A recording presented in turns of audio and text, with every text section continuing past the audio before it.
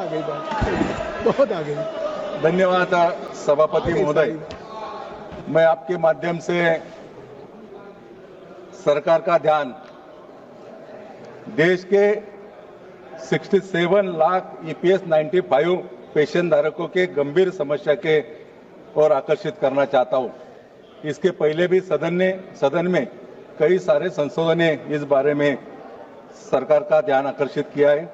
महोदय, देश भर में लाखों ईपीएस 95 के अंतर्गत पेंशन धारक न्यूनतम पेंशन प्राप्त करते, जो कि मात्र 1000 प्रति माह है।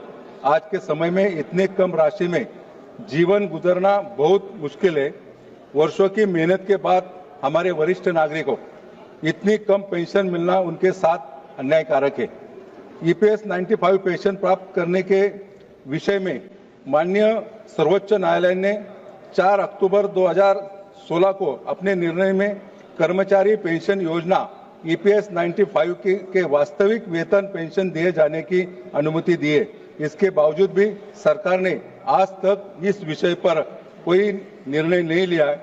जिस उम्र में इन पेंशन धारकों को राहत मिलनी चाहिए, उस उम्र में दिल्ली में आकर जंतर मंतर में आंदोलन करना पड़ता है।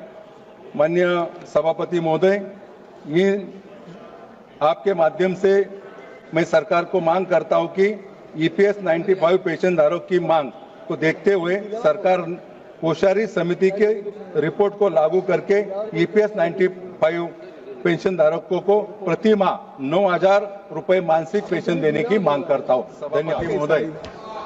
मैं आपके माध्यम से सरकार का ध्यान देश के 67 लाख ईपीएस 95 पेंशन धारकों के गंभीर समस्या के और आकर्षित करना चाहता हूं। इसके पहले भी सदन में कई सारे संसदों ने इस बारे में सरकार का ध्यान आकर्षित किया है। महोदय, देश भर में लाखों ईपीएस 95 के अंतर्गत पेंशन धारक न्यूनतम पेंशन प्राप्त करते, जो कि मात्र 1000 प्रति माह है। आज के समय में इतने कम राशि में जीवन गुजरना बहुत मुश्किल है।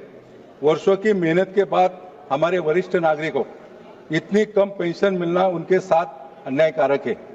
ईपीएस 95 पेंशन प्राप्त करने के विषय में माननीय सर्वोच्च न्यायालय ने 4 अक्टूबर 2016 को अपने निर्णय में कर्मचारी पेंशन योजना ईपीएस 95 के वास्तविक वेतन पेंशन दिए जाने की अनुमति दी है।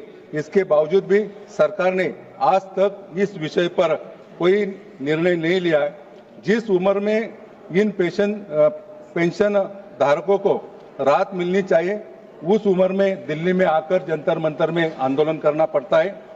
माननीय सभापति महोदय, ये आपके माध्यम से मैं सरकार को मांग करता हूं कि ईपीएस 95 पेंशन धारकों की मांग को देखते हुए सरकार कोश्यारी समिति के रिपोर्ट को लागू करके ईपीएस 95 पेंशन धारकों को प्रति माह 9000 रुपए मासिक पेंशन देने की मांग करता हूं। धन्यवाद।